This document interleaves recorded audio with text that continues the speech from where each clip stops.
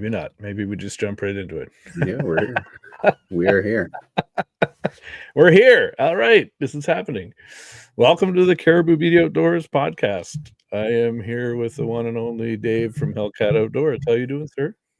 I'm doing great, brother. Yourself? Pretty good. You were shoveling some snow today. I don't want to shovel snow ever again after the last 5 days. Mm-hmm. Like, I'm done. I'm over it. The thing I don't like about this time of year is because we live in the middle of like 1,000 acres of corn. Yeah. My driveway is not one that you shovel. It's not one that uses a snow plow on it, 1,700 feet long. So if that plow guy doesn't show up, stuck. It's a bad day. Yeah, it's a now, bad day. Thankfully, with the truck, we're able to. You can power through a lot. You can power through, but before I had that, I was getting stuck multiple times a year. It was so frustrating. I literally had to get my wife to drop me off on the side of the road near Crown Land that I wanted to hunt yesterday. And it was decently clear because there's just nowhere to park right now. And it got to around 4:30, and the message I got was, "I hate you," because it was absolute blizzards, whiteouts. Yeah. I didn't realize until I got out to the road and looked down the road. I'm like, "Whoa, I can't see anything right now." Yeah. Did you even see anything when you were out there? It wasn't worth it. Yeah, no, I did not. But my other cameras are going off saying, "Hey, the other spot you wanted to go to today, there was 2 bucks and a doe there at like 4 in the afternoon." Wow. So, yeah, swing and a miss. Nice. That's how it goes. I was out in the blizzard too, and I was like, snow started falling. Mm-hmm. And I messaged my wife. I'm like, "Can you get our daughter from school?" And she's like, "Yeah, why?" I'm like, "Because I'm going out up in the tree." And she's like, "You're crazy." I'm like, "Yep, I'm going." Yes, I am. And it was I walked out there. It was beautiful, like footage to get, like as you're walking in and climbing up and all that stuff. And then I get out there, and the wind, it was perfect. It's what we want in our face, but it was like blizzard to my face. Right. Like the entire time I was there, and I had like my neck gaiter on, I had my hat on and my hood up and everything. I basically had like this showing, and like my eyebrows were getting frozen. I'm just like, this is all worth it. They're supposed to come out now. I'm just gonna wait. That's right. That's right. But the mental gymnastics, man, like. I commented on a guy's post today because he was saying the same thing. He's like, "I'm supposed to be out here, right? Tell me I'm doing the right thing." Like I keep telling myself I need to go home. And it's like, yeah, you're sitting there, you're like, man, I could really be doing this or I could be doing that. But no, I have to stay out here. Yeah. And you're just trying to keep yourself focused on the task when you're in the middle of the thick of it. It can be hard sometimes. That's right. It's as big a mental game as anything else, right? Like you can be sitting up there. It can be day 3 that you've been sitting there and not seeing a damn thing other than squirrels, birds, and all the rest of it. And you're thinking, man, you know what I mean? I got family at home. I got this. I could have got this done around the house. And you're like, but here I am, hoping for something to come on out, like hoping my scouting's correct. Like that's right. Yeah. And that's just part of the game, right? It's a mental battle. Really cold days. I remember even yesterday, got dropped off. First 3 steps I took into the swamps, I was waist high in snow, and I'm like, okay, about 2 kilometers to go. Like, let's go. And I remember being about 1 kilometer in and just looking back and snow coming, hitting me in the face. And I was like, yeah, we're going to do this. It's going to be worth it. And of course it wasn't, but still, you always think that, you know what I mean? Just push through it. Like I said, it's a mental toughness as well as a physical toughness, right? You got to be out there. Absolutely. I figure if the animal you're pursuing is tough enough to survive it, I should be. Yeah, you got to endure it all, right? Like, they win. They win all the time. But it's reminding yourself that, you know, when January, February, March comes, and you would give everything to go and be in that position again. That's right. Yeah, it's even those ones where you're looking in October and it's, you know what I mean, 4 in the morning, and you're like, oh, like I could, it's only early in the season. Like, if you don't get out right then, you don't get those hours back. Like, those hours don't come back in the last week of December when you're looking at a tag soup, like, and you wish for those moments to come back. So I just sort of look at it. It's kind of why I set my schedule the way I do for my gym and everything else like that. Start at 3:30, and then there's no excuse. Beat the gym battle, and then it's either go to work or I get to go hunting. That's, I guess, part of the reward of it, and it stops me from. I don't think I'd survive in the hunting game if I was to just set my alarm at 15 minutes before I was supposed to go, because I would be that guy that would sleep in, I feel. Right. Yeah. Which we've done before. We've all done it. Yeah. Yeah, exactly. I've missed hunts, let me tell you. Oh, yeah. Yeah. That's why I kind of set my regimen up this way now. So I'm kind of interested in how everyone got started with archery, because I know, like, for me, I was 7. We were on a family vacation. It was at a place where you did a lot of outdoorsy stuff. You could go and you'd get these like messages under your room door called the jottings, and it would say, kids aged 12 to 15 come to the boat dock at 3 and get your level 1 kayak or whatever, right? Like, it was that kind of a place. So they had archery, and it was like, after lunch, 1 p.m. till 2 or whatever, behind the gym. So I went down, I tried it, I fell in love with it. And then, I'd be going, my mom had a friend that had a farm, and she'd go up to see her, and it would be like, hey, why don't you go outside and play? And then one day, I remember, this is kind of like a Star Wars moment. Her friend goes to the cupboard and like pulls out this $30 fiberglass bow from this like broom closet with like 3 arrows, and like 2 of them are missing a fletching. And she's like, here, go play with this. There's a hay bale out there, right? And then you just kind of get hooked. And then I did a little bit in high school. And so I'm always wondering what their story is. So how did you get started with all that?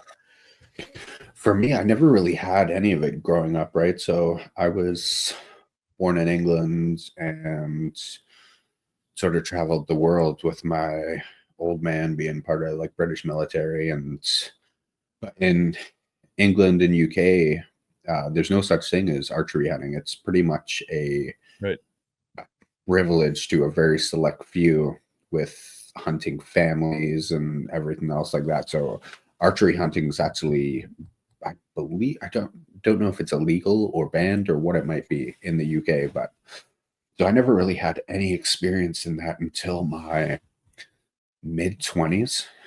And I was dating a girl, and her family they were all hunters and loved it and everything else like that. And my grandfather had hunted back when I was a kid, before he'd passed, and he was a trapper. And my earliest memories of hunting, at least I remember, were me pretty much getting used as a dog to flush out pheasants. He would walk me 20 yards ahead of him and going through waist high grass and corn and all the rest of it. And yeah, anything popped up, he would take them out with his 20 gauge. And that was sort of my introduction to hunting. Got to work your way up. You got to start. That's right. So I had no idea what I was doing back then. I thought I was just going on a walk with Grandpa, but turns out I was flushing out pheasants and grouse. And that's awesome. And then, but yeah, like, so I, as for the archery part of it, I started, like, I went and got my hunting license and everything else like that. And sort of got bit by the bug when I seen my first deer. And back then I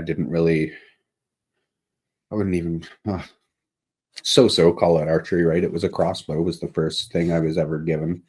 And it was cool. But I mean, essentially, it didn't give me that feeling I wanted. And so I remember there being a compound bow that someone had, and was like, man, I want to do that so bad. And we're talking like it was like a 1990s compound bow, but I got it. My buddy got arrows for me, set it up, and I remember just releasing that first arrow and being like, oh my God, I love this. This is everything I thought it was going to be. Mm-hmm. So right from there, I just went full bore. Like I was reading up every article, everything I could get on whitetail deer, trying to figure them out. And I was introduced to it over baiting, which is not the way, it doesn't do it for me, not the way I hunt now. And all I wanted to do was be able to, you know what I mean?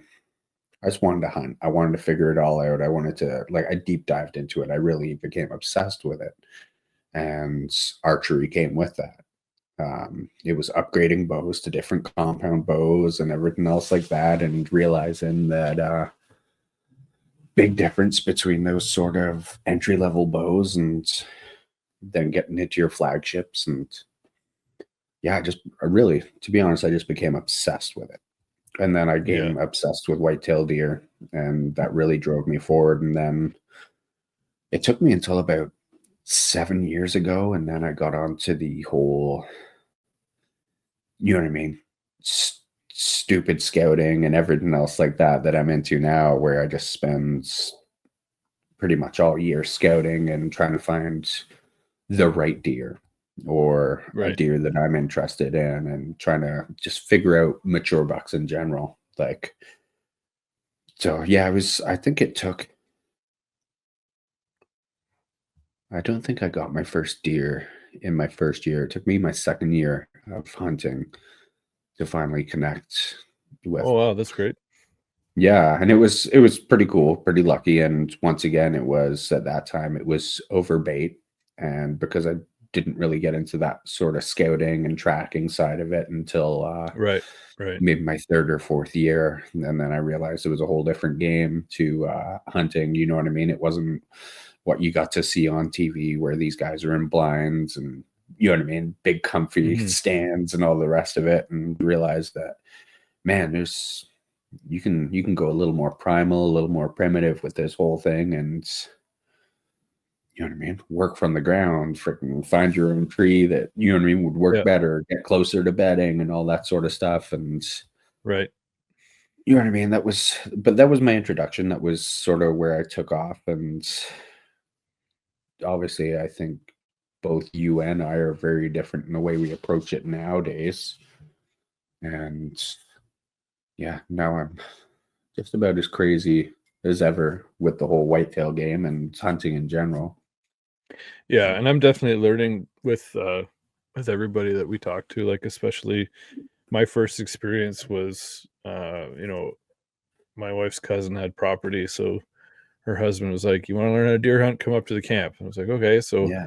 I bought a rifle. I went up to the camp. We walked into, they had this old potato field that they don't plant anymore, and we walked around a corner, and tucked into this tree, there's a ladder stand. He's like, "Sit in that and don't move until it's dark and be quiet, and then walk out." I'm like, "Okay." So, Yeah. and I sat there, and I love to be out there, and I still go up there now, but Yeah. I didn't have that connection to the gun. And it's not to say I don't like rifles, because I do. I shoot them all the time, but that for that purpose, it didn't really click with me until the next year, when I bought my first compound, and then within an hour of being in the stand, I shot my first bear. So, and it was like, that's it, that moment, watching that arrow hit the bear and hearing that sound, I was like, I'm in forever. Like, I was just, that moment, being close, watching, his mannerisms as he came in, and he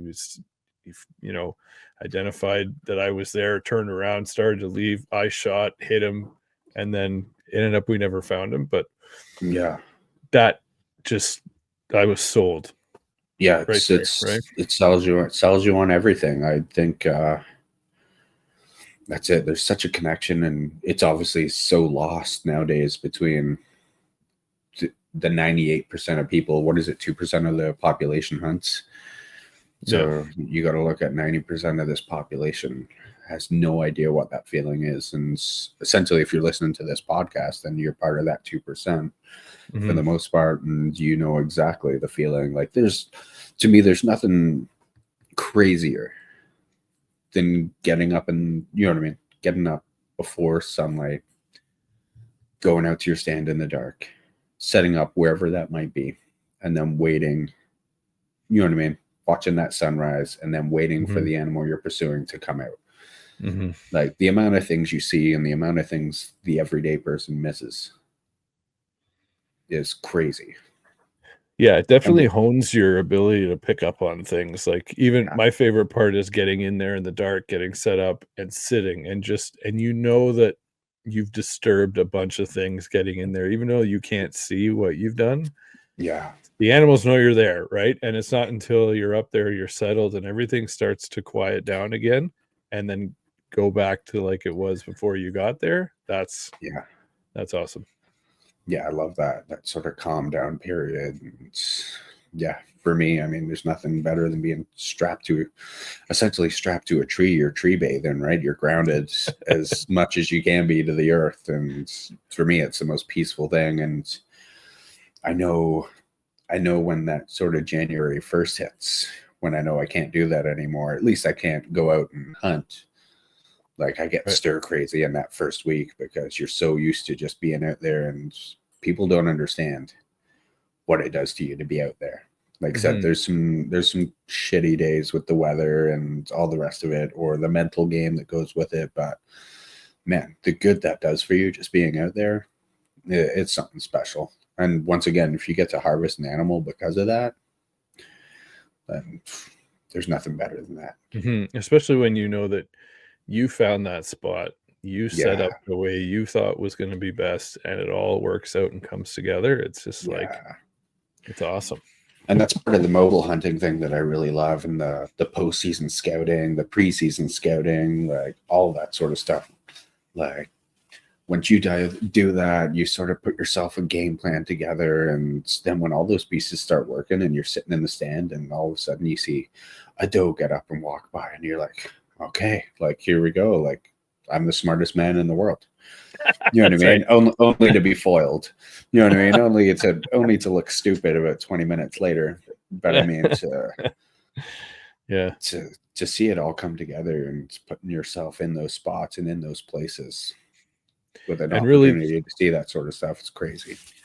And you can't beat experience. Like that's going to be the thing that's going to either help you or hinder you. Like if you're not putting in the time and you're picking your bow up 2 weeks before the season starts, or you're not putting in the scouting time, like even I've been guilty for that scouting wise. I'm getting better, but I remember seeing you like January, you're like, all right, scouting time. I'm like, what is he talking about? Honestly, when it's January, but when that season ends from, you know what I mean, October or December 31st, January 1st is day one of scouting. You know what I mean? Like the quickest jump, like that season's ended and the new one has already begun. So that's where that buck you didn't connect with or weren't able to figure out the patterns of for your October through to December. Now you get to go in. Now you're cool to bust him out of that bed or do whatever you want to do and try to sort of figure out his patterns, see where he goes from his bed to that next safe spot. And essentially it's a fresh start. I mean, that's the way I look at it, at least. I mean, obviously winter patterns, summer, you know what I mean, rut patterns, they all differ, but it's nice to start. Like I start all my apps, like all my tracking apps, like iHunter or Hunt Stand or whatever I might be using. It goes from like this year, it'll go from 24 to 25. And then January 1st will be 25 season. You know what I mean? And that's everything's brand new. And then I keep my old maps and then I'm able to go through historical data and everything else like that. But I start my tracking all over again. So what stage of the game did you start getting into that? Like, were you taught that originally? No, you know what? Okay. It was, I started going through, you know what I mean? I was going through like the big buck magazines and everything. Once again, I was just trying to gather as much information in it because it just, you know what I mean? Whatever it was fascinated me. And I felt like I nearly felt like I was supposed to do that my whole life, and it just took me being exposed to it. You know what I mean? For it to sort of light up. And yeah, it took me. I'd maybe been hunting for about 6-7 years, and seen some really good bucks and taken some good bucks and other good animals, but it wasn't enough. And then I remember getting into the YouTube world, and you know what I mean? And that sort of opened up certain things. I remember the first time I heard something on mobile hunting and everything else like that. And I was like, what the hell is this? You know what I mean? And it was like a whole new world. And then you got into like scouting, and there was like Dan Amfeld from The Hunting Beast and stuff like that. And I was just watching guys like that, or then the DeQuistos, and it just got into like whitetail tactics and stuff like that, and scouting tactics. And this is how you're going to find big bucks. This is what you're going to look for. And then it just, that sort of stuff blew me away. And it took me to that whole other level where it was night and day. And I just pretty much dedicated myself from that moment. So now I've been at it a few years, and still just as obsessed with it. Thankfully, the podcast world and the advances in YouTube and sharing stuff on social medias has made everything so much better. Especially if you're a new person getting into hunting, there is no better time to get this sort of information than there's now. Like, I remember going through forums and stuff like that, like bow hunting and whitetail forums, trying to find out tactics and what people were doing. And like, there was very little back then, but the information you would get was good. I remember going through like hunting forums, especially for whitetail. I can't remember what it was at the time, but you would see, and it's like people would be writing down how like thermals worked. You know what I mean? Like, and I remember reading it on a screen and be like, I have no idea what this guy's talking about. And then people would draw like these little drawings on A4 paper, and then like take a picture of them or put them in a scanner, and then they would upload them, and you'd be there trying to, you know what I mean? Be there looking at a screen trying to figure out how these things worked, or like how people were talking about like saddles and stuff like that on ridges. So they're like, now you can just YouTube, what's a saddle? How do I read topographic maps and everything else like that? And it's right there. We're definitely spoiled. We're definitely spoiled with the amount of information that is accessible to us at the the click of a button is incredible. And it's nice. It's interesting to see how you kind of progress in stages. Like when I started, I was going up to that camp for a week in the fall for bear, or a week in the spring for bear, and a week in the fall for deer, and then that was it. That was my it was done, right? That was hunting, you know what I mean? So so sitting in that stand waiting, and you didn't see anything. Okay, gone for next year, right? And it wasn't until I was like, I wanted to learn more, I wanted to figure out more, I found some crown land around me, I started scouting around, and then I met you guys, and you and a few of other friends, and I fell into the trap, which I'm sure a lot of people can. Well, I don't know if it's a trap, but you find an area and you're like, there should be deer here. There should be deer here, right? It's got all the right stuff, but it doesn't have any sign that they're there, but it's the right spot. So I'm just going to sit here and wait. Yeah. I was a sucker for that for a long time. And I remember if it was you or Josh Cooney or somebody was like, that's great, but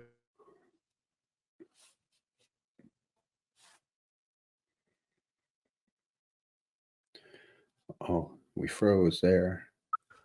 Oh, there we go. There we go. Here we're back. And it's like, that might be a great spot.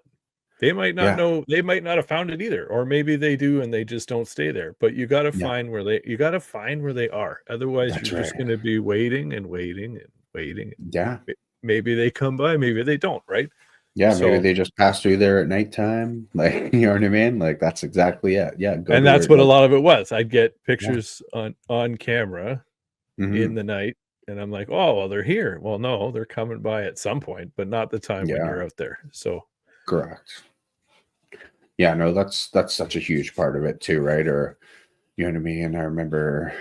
I remember someone telling me that if you're out in Crown Land and you go and you're walking around and you find an old raggedy wooden stand, that when you find the remains of a stand, yeah, they're like stay there. set up near that old stand.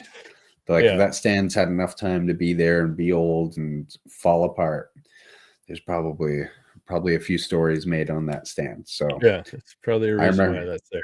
exactly a reason why that sort of stuff's there. And I remember hearing that, and I remember going out when I first got to, say, the Greenock Swamp, and I got there and walking, and I get to an area. I'm like, oh man, this looks like such a good spot, and everything else like that. And me using my knowledge that I had at the time and scouting and stuff like that. And I remember I came over this one ridge. I'm on this little saddle point, and I'm like, man, this just looks like a great spot. And I look to my left, and there's an old raggedy stand there. There's nothing left. You can see the remains of an old ladder and where the tree had grown round Oh, wow. the 2x4 that had been hammered in there at one point. And I'm like, it was like a big click. And I'm like, man, I'm setting up my old stand here, right? So I had one of those old cast aluminum stands, and I remember set it up, and sure enough, the second time I sat there, I seen $3 go by, and I'm just like, oh my God, like, you know what I mean? Like, once again, I felt like the smartest man in the world. You know what I Yeah, mean? Like, it's yeah. a tough thing. And then even the way the hunting game progressed, like, I don't know. Well, actually, I do know a little bit about you on this because we've discussed it, but like there was hunting, and you know what I mean? Like, once again, you sort of know that there's 2 times to hunt. Like, you got to hunt in the fall for bear, and then for whitetail or whatever it might be, or black powder for whitetail. And then I remember just hearing that, oh, like if you bow hunt, you can bow hunt from October. So you know what I mean? All Okay. the way, oh yeah, all the way until New Year's. And I remember being Yeah. like, oh, like I get 3 Oh, months to play this game. Like that's the game. game I want to play. Yeah. So, Yeah. and I remember that being such a light switch. And then, you know what I mean? These are all around the time where Donnie Vincent started releasing his stuff on YouTube. You know what I Oh, mean? He was man. he was the man that changed the way Gem. 100%. He changed the way I looked at hunting. He changed the way I looked at being an outdoorsman. And you know what I mean? I was setting away already, and I realized that, you know what I mean? Everything this guy said made sense, and everything he said rang with me and freaking sat on me. And I was just like, who is this guy? You know what I mean? Yep. Why did Yep. every word he say talk to me? And I felt it. Yep. You know what I mean? Oh, 100%. And I was just like, this man is a god that I did not know existed. Yeah. And Yeah. that was it. It changed the way I hunted near immediately. Because I think it was his Who We Are video Yep. was the Oh, first one I ever came across. And after that, I was just like, oh, this guy has a movie out. Oh, guy has this. I'm like, who is this? And I, you know what I mean, done my research and even listening to podcasts that he done. And once again, changed everything. Changed everything for me. And I believe if you are an outdoorsman, hunter, bow hunter, or rifle, if you watch any of his stuff, it will change your outlook. I nearly think that his stuff and even the Who We Are video should be part of the hunting course you do. You know what I mean? Like, absolutely. it takes it away from the so-called dog and pony show that we have of your typical Orange Army guy that's going out there blasting stuff with a rifle. You know what I mean? If it's bringing it down mentality, all that sort of stuff. Like, Mhm. so yeah, Yeah, he's the way he changed it unreal. for so many people is just so good. Bringing that cinematic thing to it all, like his movies were still some of the best footage I've ever seen for Oh, hunting movies, and people are still playing catch up. Let's be real. stunning. Like I remember I think I saw the trailer for um Terra Nova, 3 days on the island. Yeah. And I was like, I don't think I blinked like the whole time. Right. Right. And I was like, I need to watch that. So then I go and I look for it, and you have to go to his website. I go to his website. You got to buy the movie. I'm like, I'm buying the movie. But then I think I watched the trailer for The Rivers Divide. The Rivers Divide. So I bought The Rivers Divide and Terra Nova, and they came, and I threw it in, and I started watching it. And the minute he's on the boat, and he's like, I can't believe it took me this long to get to Newfoundland. And I'm like, he's in Canada? Like, right? Amazing. And he's hunting my favorite animal, the woodland caribou. Right. I was in, right? And it just, everything he said just rang the bell for me. Like, just that's 100%. What I mean. Like, I still I watch that Who We Are video probably like 4 or 5 times a year. 100%. That's it. I go through his movies. Obviously owning all of them. I go through every year. It's like one of those things. I feel like when the season ends and it's the scouting, then it's like, and you know what I mean, the cold of winter set in, and it's finally like, okay, you can't hunt, like it's time to relax a little bit. Then that's where all my movies come in, right? And it's all hunting based, and his movies always hit the spot, like, you know what I mean? So, and once again, it always takes me back to that guy that changed the game for me and changed my outlook, my perception, and everything else like that, and made me essentially a better outdoorsman and more ethical, and sort of lit the torch in the way we should be presenting ourselves as outdoorsmen. So I really feel like if anyone's listening to this podcast that has never watched those films or never even seen the Who We Are YouTube video, give yourself the 7 minutes. Like, you're gonna watch complete garbage on Instagram, TikTok, or whatever other freaking social thing you're on. Watch that one and just tell me that wasn't a masterpiece. Right. Everything. So yeah, that's exactly it. And then archery in itself just evolved, right, for me. And I can't wait for you to get back to a traditional bow. Well, that's a good place to go. What I know you go back and forth. What are you shooting for both compound and traditional? Because I will go back to traditional 100%. Yes, yeah. I will probably do what you're doing, bouncing between the two. But well, for moose season, I brought both bows, but knowing that most of the spots I was at, I was going to need a little more range, I had my compound, and I have not brought my compound out for one whitetail hunt. Really? The day I got back from moose and then bear, that bow sat there, and I put it aside. I have not looked at it. I have not. That's right. It's collecting dust. Yeah. And from there, it's been all traditional bow for me. So for a compound bow, I'm still running a 2019 or 20 PSE Mach 34. Oh. Once again, not a damn thing wrong with the bow. They shoot amazing. You know what I mean? It was a fantastic bow, and it still is. Honestly, I could store that bow for another 15 years, and I don't think you're ever going to have an issue with it. Like, that's the thing. Like, the marketing every year catches us. Every year we want to buy a Hoyt, and then every year we want to buy a Matthews, and then every year we want to buy a Prime. Right? We're like, every time the marketing comes out, it just snatches us up. Yeah, that's exactly it. When in reality, you could pick up any bow from the last 20 years, and it's gonna, guess what it's gonna do? It's gonna shoot an animal. As long as your shot placement is good, you're gonna be fine. That's right. If you practice with the equipment you're looking to harvest an animal with, then there's no reason. I don't know what it is. Like I said, I still want a new compound, and still very much considering it for this year. But I've been playing with so many ideas. Like, I thought of I still want to get an old 90s compound bow.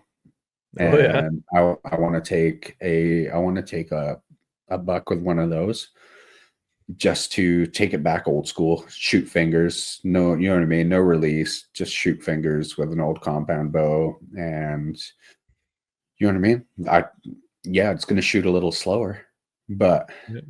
you know what I mean? But right now I'm using a Bear Hunter Kodiak Okay. or Kodiak Hunter, and it is from like 1975. Wow, that's And awesome. it's a 55 pound bow, perfectly straight. Like I went through the tillering and all that sort of wonderful stuff you have to do with traditional So, bows, and whole it's new true. rabbit hole. Yeah, oh yeah, a whole new rabbit hole for sure. But yeah, the bow's nice and straight. It's true, and it shoots real good, and I shoot really well with it. So that's all that matters to me. And the idea behind it, I don't know if it's part of the drive I have to take an animal with the traditional, like I want to write a story on, you know what I mean? It's a 1975 bow. And for all those Got years later, for it to be able to harvest another whitetail, some to stories me, to like tell. that's what I mean. Stories to tell, and you know what I mean? I want to do like a sort of short film on it. And you know what I mean? Like, because that bow had two other previous owners and it was used for hunting. And Where'd you get it? I was actually one of those Facebook marketplace freaking things I'd seen one day, and I just sort Yep. of searched Fred Bear or something like that, and this bow came up, and Buddy was getting rid of his dad's old hunting bow, and before that it was his Perfect. grandfather's, and Yep. Buddy had Doesn't no he had interest. no interest, no nothing, and he was getting rid of it for such a stupid price. And I was just like, where are you? And he was ended up being 30 minutes Yeah. away from me, and I will I was drive to just your house right now. that's exactly the way it was. I told the wife, I said, hey, I got to go for a quick drive. And I was like, I'll be back. And turned back up with this bow. She's like, what are you doing? I'm like, couldn't Don't worry resist about it. it. And that was my second, that was either Yeah. my second or my third traditional bow. And Okay. I instantly fell in love with it. I think maybe because it was so old and it's old school. And yeah, I feel like it's just got a story to write. I nearly thought of, if I can take a decent buck with it this year, that I would retire the bow, sort of thing, right? And Oh, write that's that nice. right. I would like to write down the The end of date, the story. Yeah. the date and the year that it took its last animal, and maybe it comes out of retirement one day. You know what I mean? Or maybe it doesn't. Maybe it just becomes something that I store or have on display, and then Yeah. I move on to my next bow that I find that might be, you know what I mean, another bow that someone's had. And I thought maybe that could be my thing. You know what That's I mean? wicked. Sort of That's a great putting bows to rest, maybe. I don't know what you would class it as, but taking I them just out feel to like, pasture. yeah, that's exactly it, right? Giving them the send off they deserve. And So what so kind for of me, arrows? Oh, sorry, go ahead. oh yeah, so yeah, just for me, that's the way it sort of fell. And I felt, look, once again, being a compound shooter for so long, and I remember always having that itch for traditional archery. You know what I mean? It was like that. Shooting a compound's already badass. You know what I mean? You already Yep. feel like the elite of it when you look at the other things you can hunt with for bow season. And then I just remember seeing like traditional bows, no sights, no nothing, instinctive shooting, or every other style they have, right? For gap and string Mm-hmm. walking and everything else. But I was just like, man, I remember the first time I shot an arrow and just being like, oh wow, this is Oh that. I wow. was completely addicted. Yeah. Completely, I'd never been more excited about the archery world until I released that first arrow Mm-hmm. with a traditional bow. And that it saddened me in a way, because it made my compound feel like just such a machine. You know what I mean? And it is. They're beautiful, elegant, Yeah. Very technical. powerful beasts. Mm-hmm. But there was nothing more pure for me than releasing that first arrow and just being like, I think I might do this forever. Like, Yeah. Oh, yeah. pure obsession. And the Yeah. fact that I wanted to hunt mobile and everything else like that, and having animals close is what, Is you know what I mean, really gets me into it the most. You know what I mean? Sort of mm-hmm. that ticks all the boxes for me. For And I was sure. like, to have a mature buck within 10 to 12 yards, and You know what I mean? Traditional bow, like everything just makes sense for me. Yeah. What's your point on with the traditional? Like, what's your distance? I am confident as in like instinctive shooting. I'm really good between 20 and 25 yards.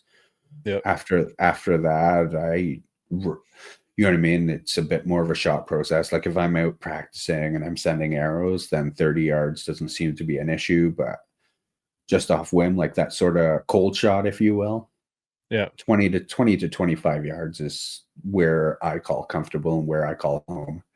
Yeah. 12 to 15 yards, I feel I don't miss. You know what I mean? Like I have to do something really stupid or really miss my anchors, and you know what I mean? Right. Like my shot process. So I don't know. Yeah, Does your arrow setup differ from the traditional to the compound? it's a whole different world. Like spines, like I'm shooting like 55-pound bow, so I'm shooting a 400 spine arrow. Which like my compounds are a 300 spine, and obviously using full length arrows, like 31-inch arrows for the traditional. And they're just honestly, they are like baseline cheap Easton arrows. Like you can't beat an Easton arrow the way I look at it for most things. You know what I mean? Whether I'm going to go compound or, you know what I mean? Compound or traditional, like Easton always hits the mark for me. And I'm very excited to. I'm nearly thinking of those new Easton 5.0s 5.0s. for both compounds and traditional, like because Absolutely. they're making them in that perfect spine. So I want to kind of make that work as well because they just look like a banger arrow, and I do like a 5 mil. I like a 5 mil. I kept seeing the experimental Right. label on them, and I'm like, "What is that?" Yeah, And that's right. I must have been bugging Cody from Easton. He probably doesn't want to talk to me. Hopefully he does and he comes on here. But I kept bugging him like, "Cody, what is that? I know you can't tell me, but I want to know. Like, when is it coming out?" And then I started thinking, what is it that they could put out? Because I've shot the Axis. Axis has been out for hundreds of years. Like It's my favorite compound. Not 100 years, but you know what I mean. It's been out forever. Yeah. Everybody loves it. It's their 5mm. It's amazing. Tried and true. Yeah, they came out with the Sonics, and I fell in love with those.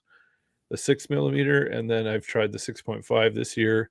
Yeah. And I want to go back to either the Sonics or whatever this new thing is, and then they come out with the 5.0, and I'm like, I knew it. I knew it was going to be another 5mm. Yeah. And now they've got those half outs with the 55 and the 75 grains, and I'm like, I'm in. Yeah. You got me, right? Yeah, that's right. So I got to shoot. I was actually even in my Easton Axis 5 mils that I have right now. I was using the half out certs on those. Who makes those? Black Eagle. I was using the Black Eagle half certs because I just love that half cert system over the sleeve and over everything else and over the brass insert. Yeah. So I'm kind of glad that the new Easton 5.0s are going to come with a nice half cert. Nice. So it's gonna make that whole system. That arrow is gonna rock, and it's gonna be the king of the arrows for the next probably 4 to 5 years. 100%. And then they also lightened up the FMJs too. Yeah, they got a bit of FMJs they're not an arrow I got to mess around with at all. Always one that I wanted to check out, but you know what I mean. They were a little harder to come by and pretty damn expensive for us Canadians, that's for sure. And they're the carbon with the metal or aluminum or something. They've got an aluminum sleeve on it, carbon core, and then the X10, the X10 Parallel Pros are flipped, where it's that's right, the aluminum sleeve with the carbon on the outside, but they're a 4 mil. So I haven't had a lot of experience. I have shot a couple of 4 mils. I think I might have a couple here. Yeah, I think I've got my kids had or something. I tried it, but I'm not. It's 5 and up for me. I think. Yeah, that's it. I hunted for a season with 4 mils, and they were cool, But I mean, once again, that was at a time where I was, sorry, I'm just looking at bucks hitting my cameras right now, of course. Oh no. Always. Oh, damn it. It's not the big one you've been waiting for, is it? No, it wasn't my guy, but some of his friends. Just want to take a quick break to talk to you about a couple of things that I've been using that I think might benefit you. One is this Numa Outdoors gear. This is in their Casa OV pattern, which is great whitetail pattern when you're up in a tree in the fall and late season. They also have a Casa pattern which has more green in it, which is good for spring through to the fall. Numa has given me a code to give to you of Caribou Media 20, which will save you 20% at checkout. Another product here that I've been using for years now is the Bulldog targets. This is a Canadian made target. They're made in Manitoba. They have a lifetime warranty. I've used that warranty twice now on a couple of my larger targets that are outside. It's very simple, very easy. These targets are 2-finger removal every single time, which is incredible. Field point only target. Bulldog's been gracious enough to give me a 20% discount code to give to you at checkout. Use code BD20-Caribou-Media. That'll save you 20% on these awesome targets. Now back to the show. So yeah, I remember using the 4mm and they were cool and everything else like that, but it just felt like it was too small. Yes. You know what I mean? Agree. Felt like it was too small, and at the end of the day, I was like chasing that FOC thing, you know what I mean? Where everyone wanted that super light arrow, like, you know what I mean, with 300 grains up front and all the rest of it. Kind of near enough trying to make it a traditional arrow over what we're supposed to use as compound arrows. And I got sank into the game just as much as anyone else did, chasing big FOC and everything else like that. And then I think it was last spring where I nearly got mad at the whole thing. You know what I mean? Like I got mad with the whole, you know what I mean? When everyone was chasing big FOC and everything else like that. And you know what I mean? These $900 sights and stabilizers and everything else like that. And I kind of went on a little bit of a tear. And yeah, then I was just like, man, people have done this for how long? People were killing some of the biggest bucks we've ever had on records in the 80s and 90s with the shittiest equipment that wouldn't even be bare bow, or like, you know what I mean, wouldn't even be beginner bow, you know, just sort of arrow speeds and everything else like that. And I was like, these guys were killing monsters back with shooting arrows they didn't know the spine of with 100 grain freaking arrowheads and no inserts, no FOC, and fletchings that were already on the arrows. And here we are, jeans, you know in, what I mean? in a t-shirt. Yeah, you know, yeah, exactly. That's what I mean, right? And here we are doing, here we are like knock aligning arrows and helical twists and all the rest of it. And I was just like, what are we doing? You know what I mean? And I guess that's kind of why that whole traditional thing kicked up with me a little more too, right? Because I was just like, man, like, although the arrow tuning for a traditional's it's a little spicier than what you would do with a compound. But still, I was just like, man, keep it simple. It worked back then. It's going to work right now. Yeah, we're almost making it more complicated on ourselves. Yeah, that's right. And for marketing and for purchasing power, right? Like, you know what I mean? Like if you were to go out and if you were to start archery today and you were in the compound world, you would look at it like from the outside looking in. Someone could give you one of these beginner bows. Okay, it doesn't matter what brand it is. Just your absolute baseline bow that's not a flagship, that's not an intermediate, not their middle of the line. And you would sit there and be like, you would look at it. It can have, you know what I mean? It's trophy ridge sight on it and all the rest of it. It'll do exactly the job you need it to do, but looking in, you know what I mean? You're like, oh man, I need that brand new Prime. I need that brand new Matthews, that brand new Hoyt. Oh, look at that $1,000 sight. Oh, and I need this, you know what I mean? $600 stabilizer and all the rest. Yeah, exactly. I need a drop away rest. Like this Whisker Biscuit's just not going to do anything. I can't do a helical twist with it. You know what I mean? Like, and then you're like, oh, I need $700 arrows. and iron will broadheads. You know what I mean? Like all that sort of stuff. And Oh yeah. I was guilty just as much as anyone else, and anyone starting Guilty. archery today is going to be completely guilty of it too. And yeah, it's a funny world, but we really don't need it. You just need to put yourself in that right spot. And yeah, woodsman, you know what I mean? If I could have traded all the archery equipment and stents and, you know what I mean, buying bags of stupid shit that was supposed to attract deer and all the rest of it, and yeah, could have guilty. had that money put in, and could have had that in trade for woodmanship. Yeah, 100%. You know what I mean, and scouting and knowledge and stuff like that. Ooh, I would trade it all. I would trade it all. Yeah, the amount of time you lose, the amount of time you know what I mean, chasing trail cam pictures of a big buck or even a deer that's coming at night, and you're like, oh, they're here, they're going to turn up during the day, and it's like, oh no, that deer's only there at night. It's just coming in after dark. It's not bedding anywhere close to here. Like things you just don't realize is. Yeah, I think You know what I mean? another thing is that a lot of the newer hunters, myself included, when I started, there's not enough stuff out there of people failing. Correct. Because you log on to any video, it's like what, 9 to 11 minutes. Yeah. It's clips of them getting set up. Yeah. All of a sudden, deer walks out, they shoot it, they process it in the backpack, away they go, or whatever. Don't get me wrong, I love those videos just like everybody else.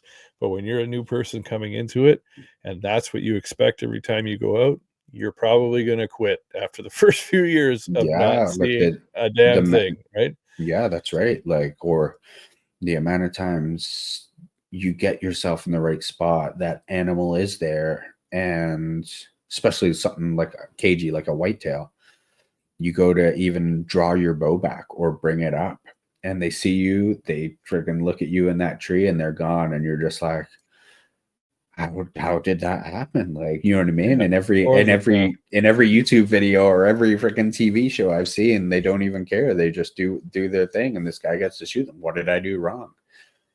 Or they found you before you even see them. Yeah, that's right. I had that happen the first time I used a grunt call. Yeah. I was in the tree stand I talked about earlier in that potato field, and I was just bought this combo set of like the grunt tube and the rattle bag, and I was blowing on that thing. I'm like, I don't even know if I'm doing this right. And then shortly thereafter, I heard stomping behind me and a snort wheeze, and gone. I turned around, and all I saw was the white of the tail, and it was gone. Yeah, that's right. And it had come behind me and winded me, and it was like, nope. Yeah. I was like, whoa, it works. I remember and there it goes. Yeah, I remember being at a point where I was stuck in a swamp up in Gray County, and I was out there so proud that I got myself into this area. This is back when my scouting was still pretty fresh, and you know what I mean? I was on a nice heavy trail, and I chose the really heavy trail as opposed to the faint trail, right? But I'm on this trail, and sure enough, on that faint trail that I seen when I was walking by, it's a beautiful, tall 6-pointer. And I mean, it was like a mature 6-point, like a big, tall, like 13-inch tines. And I'm just like, oh my God, like at that point, the biggest deer I'd ever seen on the hoof.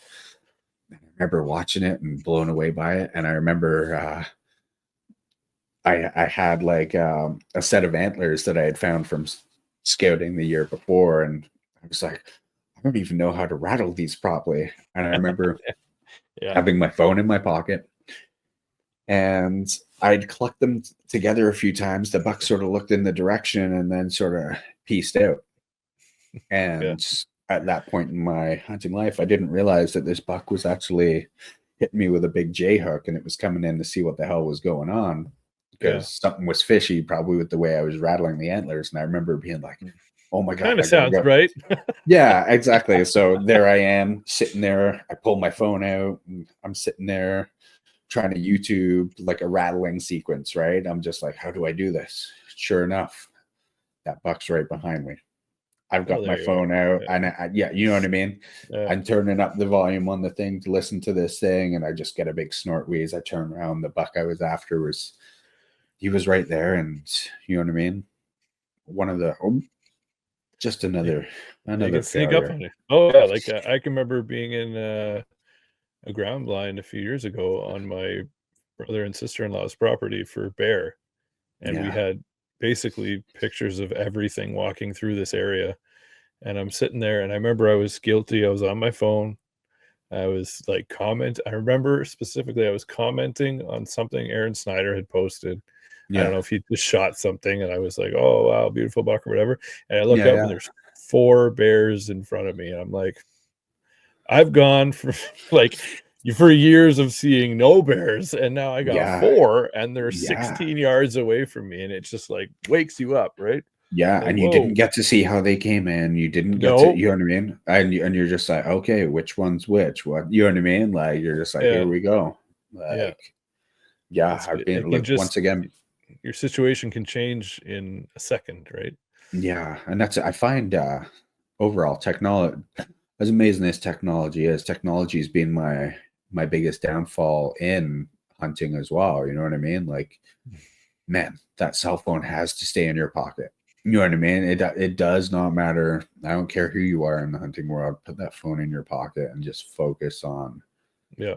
sitting out there, taking everything in, and keeping your eyes glued, looking for that change. You know what I mean? Looking for that thing that's going to move or catch your eye.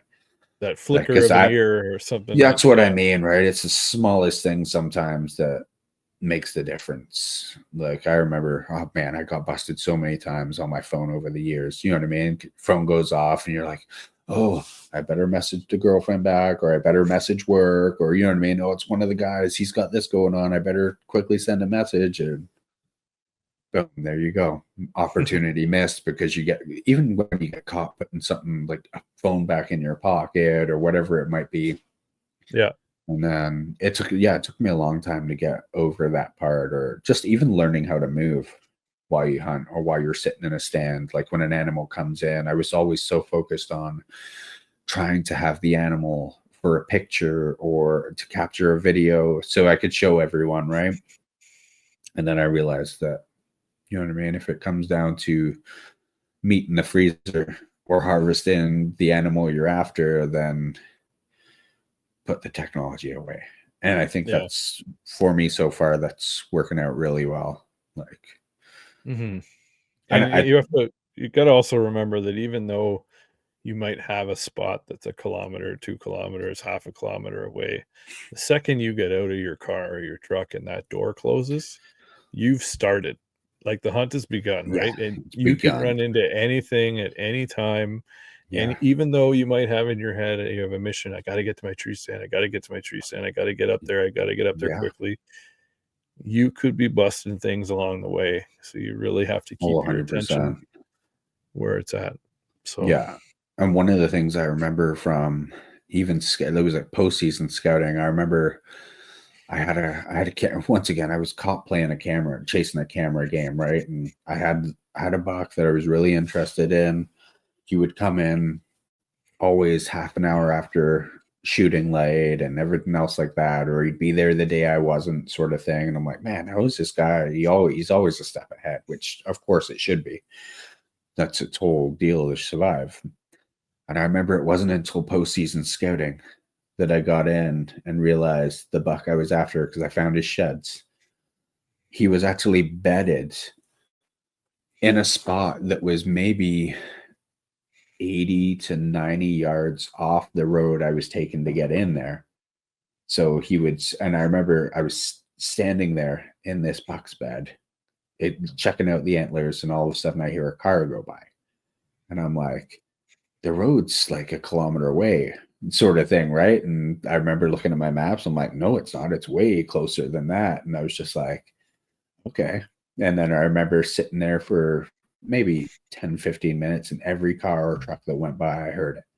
And then I'm like, okay. There was a driveway that was a little further up. And I guess that person was leaving their driveway. I heard them leaving the driveway and then getting up to speed on this road. And I'm just like, he knows yep. every time I freaking slow down, pull in, get out, you know what I mean? Mhm. Close my doors. And then he knows that someone's using the trail. That's all Mhm. he needs to know. All he knows after that is stay down until dark and then come out when you hear that car start back up again and leave there. And you realize that that bugger had the perfect setup. Yeah. You know what I mean? Yeah. It's like certain things click. It's like I can't remember his name right now, but there's a guy that does a lot of whitetail hunting in suburb communities. Yeah. Where he'll go get permission from people who are having problems, and he'll be in his saddle and he'll be like, watch this. And you can see the school bus pull up, all the kids get on the bus, everybody backs out with their coffee and they're going to work. And as second as the last car in that neighborhood leaves, they walk out. It's almost, it's like, they know they got us nailed. Right.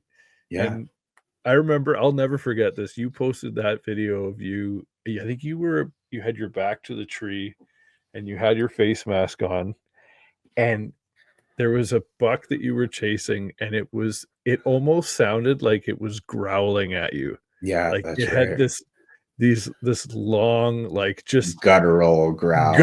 Guttural, like, I know you're there. And I was terrified for you because I wasn't even there, and you're just like, and that was it. I remember. Oh man, it was awesome. Yeah, and that was like last 4 days of season. I found like this massive rut hub and all the rest of it, and I was having no luck where I was looking at, and decided I was just checking Crown Land, and I got in there it was 4 days left in the season. First day I get in there, I scout out and I go up to this one ridge and I find this hub up there, and there's 200 scrapes and rubs all within a kilometer of each other. And I was just like, oh my, there's no way I'm not seeing anything here.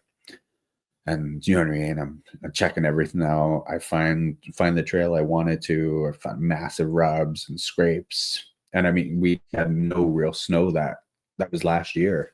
Yeah. So we had no real snow until December 31st. Like after when season closed, it got dark, and I remember getting home and it started snowing, of all things. But yeah, that 4 days of season, I remember I got to the spot I wanted, and I wasn't really seeing anything. And I pulled out the grunt tube and hit one call, and all of a sudden, just heard thrashing, cedars moving, and got the camera on record, and the thing's just grunting at me. And it was just, low, deep, guttural, like that buck was pissed that someone was there. And then I remember slipping out that night. And the thing, like, I was leaving and walking away, and the buck was still like just growling, and you know what I mean? Just grunting away. And I'm just like, oh, am I going to get run over by this thing? Like, what is this thing? And I remember he's hunting you almost. Yeah, he was at that point. He wanted to figure out what the hell I was. And he knew something was up. That was for sure. And I remember getting to that stand the next morning, and I was coming in under red light, trying to be as quiet as I could. And it was about a 3-kilometer walk in. And I remember I got to where my sticks were, and just right at the base of the tree I was at, there was a fresh scrape opened up, and I'm like, I wouldn't have set you know what I mean? I was like, this is brand new. So that buck came in, figured out where I was, and like, this is my spot. Marked his spot. And I was just like, oh, okay. One, you're the kind of buck I'm after. You're super aggressive and everything else like that. But yeah, once again, I was left with 3 days at that point, and it just didn't work out. It's so rewarding when you find that, and you're like, oh yes, I'm in their bedroom. All right. Yeah, there's nothing better than getting on an animal like that and it's just that interaction. You know what I mean? Like, interactions are, for me, just as important as the meat in the freezer. You know what I mean? Like those moments that you like get like that, like that's a moment I'll never forget. Oh, I'll never forget. I wasn't even there. Yeah, and it's amazing. Yeah, for me, I was just, for sure. Or even the first time I remember seeing like in one of the swamps I hunt, and I remember I had the footage, and I was sitting there, snow coming down. We had like just one of those days. It was the week after muzzleloader just ended.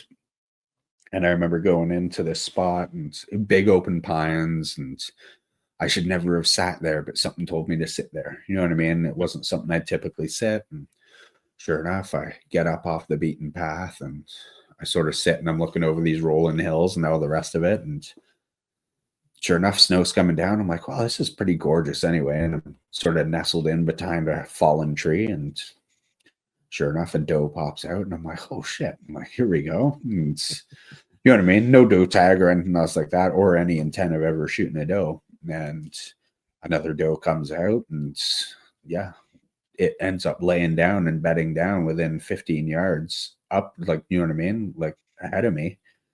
And then all of a sudden I just remember seeing rack. I could see tines moving through the trees. And I'm just like, oh, okay, this is a giant. And then I remember just having my camera going. And I remember focusing the camera and trying to move everything else on the tripod. And all of a sudden, this buck comes over the hills, and it was so majestic. I'm watching it through the screen, and then I'm like, don't watch the screen, watch the buck. And then I'm, you know what I mean? Then I'm like, oh, I want to capture this. And then all of a sudden I look up, and the doe that was bedded down bounced from where she was because this buck was there. And she was within 3 yards, just staring right at me, both hands on the camera, and me still trying to focus on this buck and watch this buck come over. And the buck came within 20 yards. I mean, you're talking, I was shooting the compound at that time, and I was confident at 80 yards on a shot, let alone 25 yards broadside. And every time I blinked, this doe would stomp her foot. And I realized right then that technology was not my friend. But once again, I remember leaving and just being like, man, that was the best footage I ever got of a mature whitetail.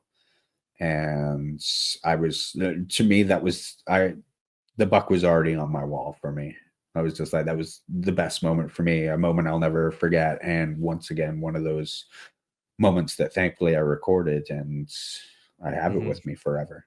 I remember sharing it with people, and people being like, oh my God, like, what? Yeah. How did you not get that buck? And I was like, my bow was not even in my hands, let alone I wouldn't have been able to reach for it if I could. Yeah, I think it was after my first bear that I shot and never found that I was like, I need to start filming this, because not only do I want to remember it and play it back, I just want to capture these moments, right? It's so there's awesome. Nothing. And one of them, once again, even when it comes to bears, right? There's nothing cooler than bears coming in. Like, I don't care who you are. Like, bears are just such a cool animal. Giant raccoons. Like, oh yeah. It's so fun to watch. Oh, is there anything from this season that's any hunting stories from this season that stuck with you, or anything you want to talk about? Mainly, well, I'm playing, you know what I mean? Whitetails, I sort of go into a mode. You're pretty much a paranormal investigator, you know what I mean? For the most part, like chasing ghosts. Yeah. Like when you're talking mature whitetails, you know what I mean? They're always there when you're not. Like, cell cams have definitely hurt me more than anything else. Sometimes I miss the SD world where you just go and check, and it's sort of that lottery win instead of my phone going off. You know what I mean? Like 30 times since we've been on this podcast. You know what I mean? So, oh no. So we picked the wrong night. It's dark now. It's been too dark anyway. They're all safe. But yeah, like this year, like I said, I was recording a short film on bear hunting, and we had my very first mishap with a bear, where the bear got away from me after what I would call a perfect shot. And you know what I mean? Reviewing footage and all the rest of it, like reviewing the blood trail and everything else. Lost a probably my biggest boar to date. So that one stung a little, and that's the reason the compound came home and stayed in the closet. Because I was I remember telling you about the story, and I was like, yeah, you're on a timeout.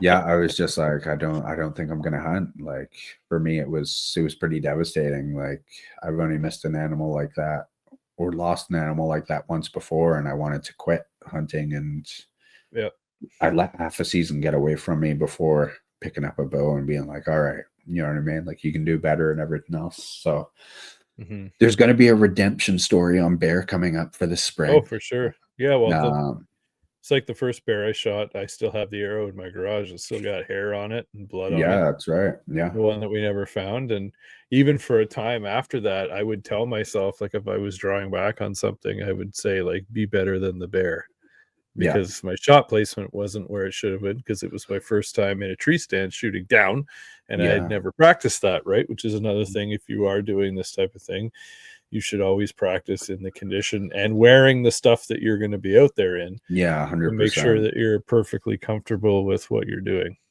Yeah. There's something about a bad shot or an animal, you know what I mean? Like that bear. It got into the, like, the story. And I mean, the story will be told when Yeah, when it's movies told, come when out. it's And time. yeah, but I mean, yeah, there was no way I was recovering that bear.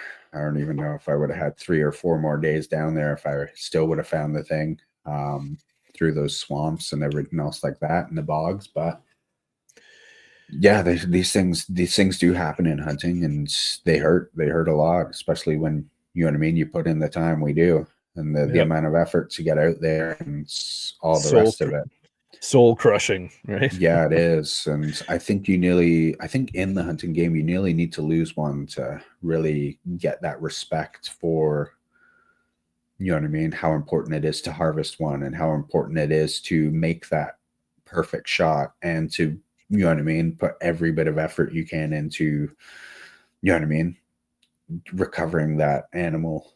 So, Yep, absolutely. I mean, typically, I mean, in the ideal world, they don't go more than 30 yards, and you get to watch them pass away and all the rest of it. But sometimes they get away. So for a story, yeah, that one's done. The bear one was one I wish, you know what I mean, wish it We'll would have tell went a that at little a different. Yeah, I wish it that'll would have be went a told little at a different, that'll be but it told at will be. another date, at That's another right. time. In a happier moment. But Is there anything that you took in the woods with you that was new, or something that you'd never tried before that worked or didn't? different mobile setup this year with different sticks and a different stand. And then I'm very minimalist in the way I hunt, my stand setup and everything. So I went to a Lone Wolf 0.5 for a stand. Yep. And over my Lone Wolf Assault, that would have been closer to 15 years old, like for an old aluminum mobile stand. Like the Lone Wolf 0.5 was a world of difference. And then going with carbon sticks from Latitudes, those were game changing. And then even having a little bag with me now, like Full Path gave me that Oh that yeah, little bag that I strapped to my stand. And man, perfect. Yep. yeah, because like other than that, like I wear a bino harness, and the clothes I go in with, like even yesterday I was still hunting in a sweater, a flannel shirt over top, and you know what I mean, just a regular pair of hunting pants and my boots. And obviously I had to wear orange for bow hunting during muzzle Oh, loader. muzzle But loader, right? Yeah. yeah, but I wear as little as possible and everything else like that. Like to suffer just a little bit. My hands were not feeling great when I was coming out yesterday, but No that's on me. gloves. No gloves. Yeah, no gloves. So I'll have to change that and throw a pair of gloves on, and maybe a Yeah. jacket. You know what I mean? It's cold enough now I can wear a jacket. I was So up there. I think I was telling CJ and Gary this on the Full Draw podcast, just saying that, like, I started wearing Numa this year, as like a bunch of us have, and yeah. I don't think I've ever been as comfortable up there Oh with that man. stuff on. It's just insane how, like I want to wear that hoodie around even when I'm just at the house, because Right? it just feels so good when you're wearing it. It's so Yeah. comfortable. Yeah, my problem is I now have all this gear, like even that Numa jacket I have, and it's sort of a mid-season jacket. And I get too warm with it on, with the fleece liner and everything else like that. Like if I wear it right now, I'll probably be down to a t-shirt. You know what I mean? Like a t-shirt and then a jacket. And Yeah. I think I've wore that heated core Oh, vest I've wore that once, and I was just like, this is a world I'm not used to. Yeah, that's right. And I was like, oh, I could do this. I'm not suffering at all. Yeah, that's This what is I mean. amazing. Like, I wish I would have had it on yesterday, even to just tuck my hands into, like, you know what I mean, on the walk out. But yeah, that thing, there's some magical pieces out there when you really, I mean, I make myself suffer, to be honest, because I do have the gear and I choose not to put it on. You know what I mean? Like, yep. But yeah, there's honestly, if you got good boots, if you got warm feet and you're warm, then as long as you can stay still. Yeah. Like, it's always your hands and your feet will always get it first, because when you start getting cold, your body freaks out, you're going to die, and it moves all the blood to the center where all the organs are. So your fingers and everything else, you got to watch your release too. I had an issue a couple years ago with the thumb release freezing. The mechanics on the inside would freeze, and I hit the button and nothing happened. So that's the thing. So something to think about too, right? Thankfully nothing I've dealt with. I always worried about that with like a mechanical broadhead, you know what I mean? Like, oh, well, it's like, open? Man, I was like, will this freeze? And I was just like, the force they would hit with, they're gonna open it, does not matter. Like, but one of those things I did worry about for a period of time. So in a few days, just to turn things around, we get to see the new Prime. What are you thinking? We've heard it's a combination of carbon and aluminum. Yeah, it's once again, they're into a different world, because I haven't seen, you know what I mean? We haven't seen this yet. We've seen a leaked photo, and it was a bad photo if it was the bow itself. You know what I mean? It was a bad photo to be shown for a start.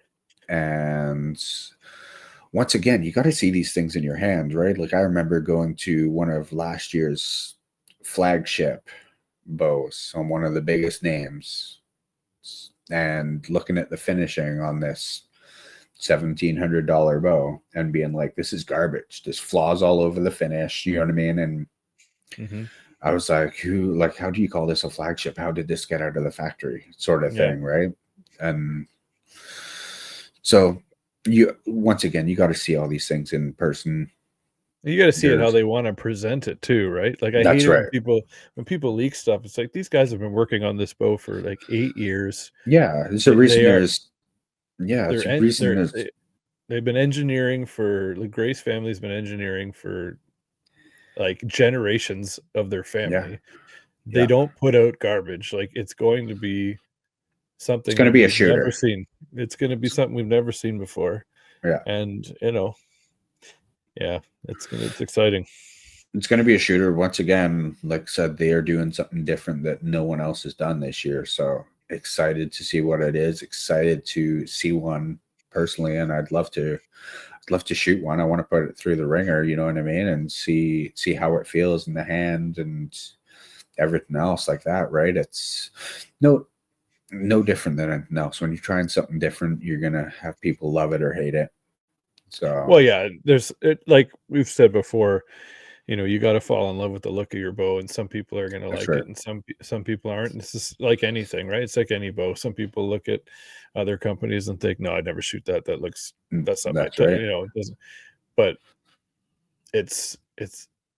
I had a Prime a couple of years ago, or last year, I guess. Well, I shot the Elite this year, but last year I had an XS4 for a couple of years, and it was like the best thing I ever shot. Like, I picked that thing up in the store and I held it out, and it was like holding a hammer upside down. Like, all the weight was low, and it was so easy to hold it perfectly level, and it didn't have a thing on it. Didn't have a sight, didn't have a stabilizer, didn't have anything on it. Yeah. And I was just like, yeah, I'll take one. Right? Yeah, that's right. And because I'm I'm left eye dominant. I'm right-handed, but I'm left eye dominant, so I shoot left. So no stores seem to ever have any left-handed ones in stock, so I had to order it after looking at the right-handed one. But Yeah. I'm really looking forward to seeing what this one's all about. Yeah, I want to see what. Honestly, I was one of those guys. I loved Prime when they were still running 4 cams. You know what I mean? Like I love Yep. the. Oh You know yeah. what I mean?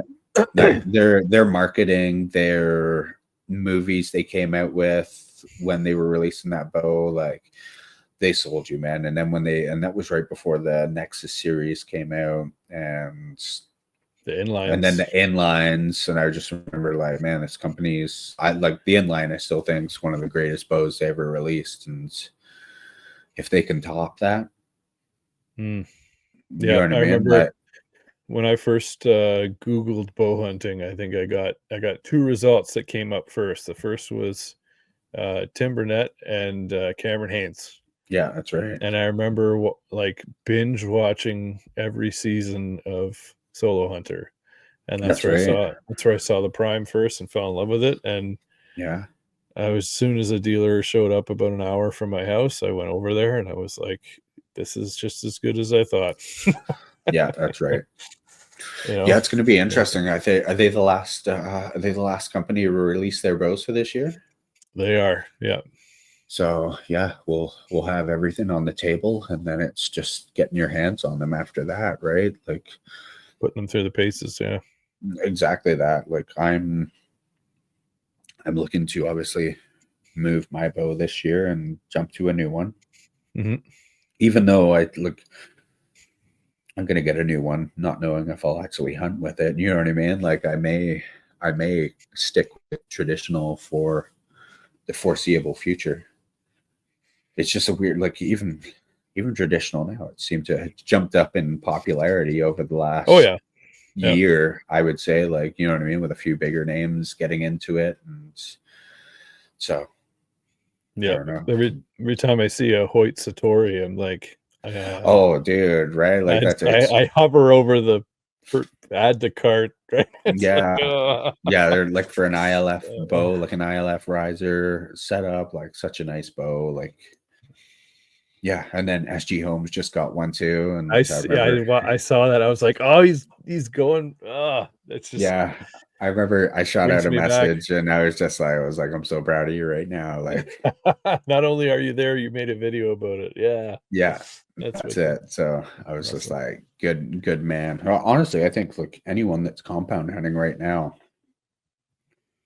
pick one up and just play around, and I guarantee you will fall in love with archery again. You know what I mean? We'll all love it as compound shooters, but pick up a traditional and give it 30 minutes, and then tell me that it wasn't. You know what I mean? A million more times fun than shooting. You know what I mean? Looking through that peep, and you know what I mean. Your sight pin. Like I look at it with a compound now. I'm like, how can you ever miss? Right. You know what I mean? Like it's no wonder people are taking shots over 100 yards and 100%. Yeah. Like, you know, it's a crazy world. But yeah, I'm excited. Like I said, there's so much that came out this year, and like I said, even the technology that's got like your sights and everything else like that, it's so wild now. Or releases and like I would like releases to be cheap though. You know what I mean? Like, wouldn't that be nice? Yeah. I would like actually archery to become cheap again, like in the compound side of it. Yeah, make archery cheap again. You make archery cheap again. Like, help us out, Johnny. Like, yeah, because it's a crazy expensive world. Oh, it's amazing, and like it's like when I saw the dialed proof that just came out, and like when I first saw the Arxos, and I was like, okay, they've got the bubble on the top, which I always wanted to see that. No one ever did it. No one did it. They did it, and then I was like, there's a hole right through it. Oh, this looks great, dude. Once again, the visuals on that thing, they made it with that and the slanted level. That was they hit a home run with that, and I think the proof is going to be nothing shy of perfect. You know Yeah, what I mean? they listened. They made the corrections people were saying from the Arxos, and it's just gonna soar. Like, it's gonna be awesome. Yeah, I'm excited to. I'd be excited to get my hands on one of those and check it out. That's for sure. Yeah. Well, Once I don't want to again, keep you all night. I think we could probably talk till it's like 3 in the oh morning. yeah, So. that's exactly it. But yeah, Tell it. we'll Let get some everybody more know. hunting stories going. That's for sure. Oh yeah, for sure. We still got a little bit more season left. There's like 3 That's right. weeks to go, so Yeah, I'll still be up in the saddle for a few more days. yeah. I'm gonna be out Um, this weekend and maybe tomorrow. yeah. Weather depending, work depending, I guess too. So Shovel depending. yeah, exactly. Yeah. Yeah. Let everybody know where they can find you. Pretty much keep everything under the Hellcat Outdoors banner. So Instagram, Facebook sort of thing. You'll find me in all those sort of places. And YouTube, there's maybe, I think, one short film on there and a turkey hunt there from Yep. 2 years ago. And yeah, big things coming in the next year between podcasts and YouTube channels and all those wonderful things you keep pulling me into. Yeah, sorry. So, and then yeah, hopefully a couple of short films for release and maybe even just cinematic review sort of thing. I don't know where I'm going to go with life, but I like capturing moments more than I think I like anything else. So we'll see where it goes. You're very good at it. We've done some shooting together, and I take you anywhere with me with a camera. That's for sure. It might just happen next year. You never know. Teaser alert. Teaser alert. Teaser alert. All right. Thank you very much, and have yourself a good night. Perfect. You too, brother.